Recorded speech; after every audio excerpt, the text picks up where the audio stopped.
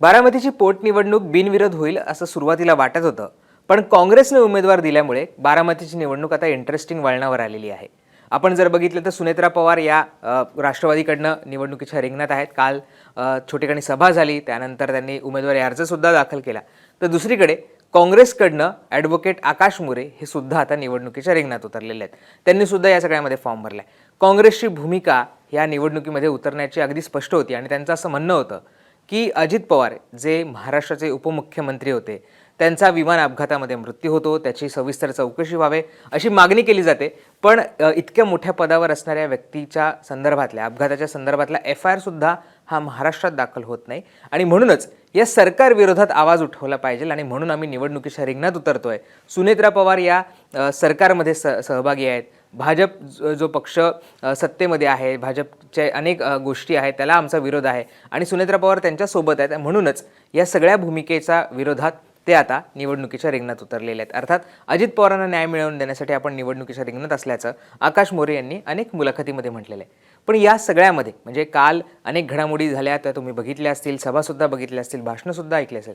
पण पार्थ पवार यांची एक जी रिॲक्शन आलेली आहे त्याच्यामुळे आता महाराष्ट्राच्या राजकारणात नव्या चर्चा सुरू झालेल्या आहेत. काँग्रेस विरुद्ध राष्ट्रवादी असा संघर्षसुद्धा आता सुरू झालेला आहे. त्यामुळे निवडणूक जशी जशी पुढे जाईल, जसा जसा प्रचार सुरू होईल, या सगळ्या गोष्टी पुढे जातील, त्यानंतर याच्यामध्ये आणखी काही गोष्टी घडतात, हे सगळं पाहणं सुद्धा इंटरेस्टिंग असणार आहे. आता पार्थ पवार यांचं एक स्टेटमेंट समोर आलं होतं.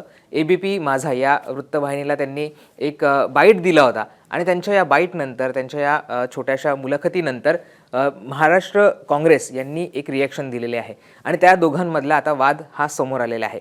सुरुवातीला पार्थ पवार नेमकं काय म्हणाले होते हे बघूयात आणि त्यानंतर महाराष्ट्र काँग्रेसने त्यांना काय उत्तर दिले हे सुद्धा समजून घेऊयात. पार्थ पवार काल अगदी जात असताना गाडीतनं त्यांचा एक बाईट झाला होता आणि त्याच्यामध्ये त्यांनी असं म्हटलं होतं, त्यांनी काँग्रेसच्या विरोधात नाराजी व्यक्त केली होती कारण काँग्रेसने बारामतीमध्ये उमेदवार दिलाय. त्यांचं म्हणणं होतं की माझं कुणाशीही बोलणं झालं नाही.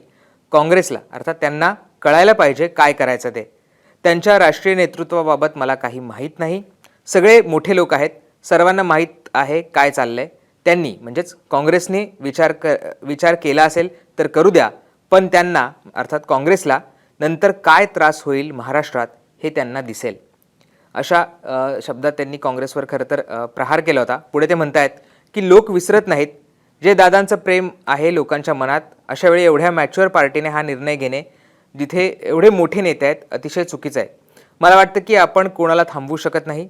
जशी वेळ येते तसं सामोरं जावं लागतं. आम्ही सामोरे जाऊ. आम्ही काही कुणाला फोन करणार नाही. जे काही नशिबात लिहिलं आहे ते बघू काय व्हायचं आहे ते.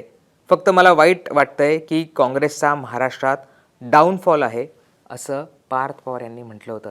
एक प्रकारे त्यांनी असा इशारा दिला होता की त्यांना आता काय त्रास होईल महाराष्ट्रात, म्हणजे काँग्रेसला महाराष्ट्रामध्ये काय त्रास होईल हे त्यांना दिसेल असं सुद्धा त्यांनी म्हटलं होतं. आणि दुसरीकडे काँग्रेसचा महाराष्ट्रामध्ये डाऊनफॉल आहे असं सुद्धा पार्थ पवार म्हटले होते. आता पार्थ पवारांच्या या रिॲक्शननंतर काल काँग्रेसने याच्यावर आता एक रिॲक्शन दिलेली आहे.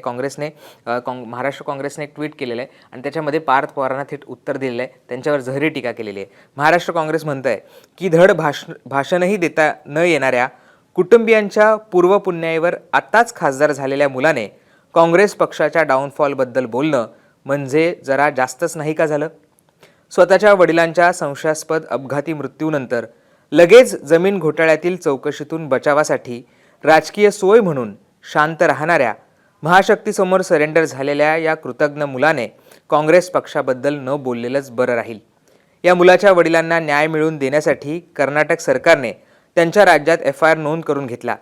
तिथे सरकार काँग्रेस पक्षाचे आहे.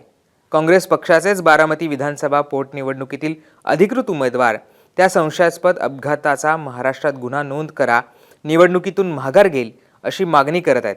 यावरही या कृतज्ञ मुलाने बोलायला हवे असं म्हणत काँग्रेसने थेट पार्थ पवारांना टोला लगावलेला आहे, त्यांच्यावर टीका केलेली आहे. त्यामुळे आपण बघतोय की पार्थ पवारने ज्या पद्धतीची रिॲक्शन दिली, शरद पवारने सुद्धा काल एक पत्रकार परिषद घेतली दिल्लीमधनं, पण त्यांनी अगदी संयमित रिॲक्शन दिली आणि त्यांचं म्हणणं होतं की सगळ्यांनाच निवडणूक लढवायचा अधिकार आहे. अशाच पद्धतीच्या रिॲक्शन्स काही ठिकाणावर नेत होत्या. संजय राऊतांनी सुद्धा काल तसं म्हटलं होतं. पण पार्थ पवारांनी ज्या पद्धतीने काँग्रेसला इशारा दिला होता, काँग्रेसच्या डाऊनफॉलबद्दल ते बोलले होते किंवा महाराष्ट्रामध्ये काय होईल असं संदर्भात ते बोलले होते, त्यानंतर काँग्रेस कुठेतरी आता पार्थ पवारांच्या विरोधात आक्रमक झालेली आहे आणि त्यांच्याबद्दलच्या गोष्टींवर त्यांनी टीकासुद्धा केलेली आहे. त्यामुळे जेव्हा जेव्हा प्रचार होईल, पुढे या सगळ्या गोष्टी जातील, त्यानंतर आणखी याला धार वाढेल का हे सुद्धा पाहणं महत्त्वाचं असणार आहे. पण पार्थ पवारांची जी रिॲक्शन आहे आणि काँग्रेसने त्याला दिलेलं उत्तर आहे, त्याच्याबद्दल तुमची जी मतं असेल ती आम्हाला कमेंट करून सांगायला विसरू नका. आणि मुंबई तकला तुम्ही सबस्क्राईब केलं नसेल ते सुद्धा करा. धन्यवाद.